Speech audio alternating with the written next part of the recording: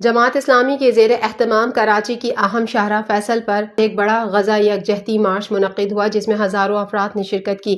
Rally کا مقصد فلسطینی عوام سے یکجہتی کا اظہار اور غزہ پر جاری اسرائیلی جوہریت کے خلاف احتجاج کرنا تھا۔